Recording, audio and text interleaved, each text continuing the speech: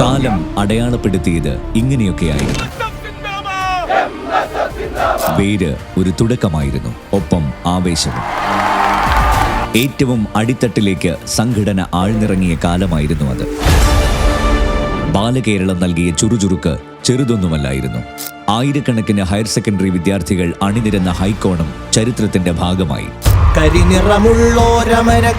പാണക്കാടിന്റെ പൈതൃക വഴികൾ പുതുതലമുറയ്ക്കായി നാം പുനരാവിഷ്കരിച്ചു.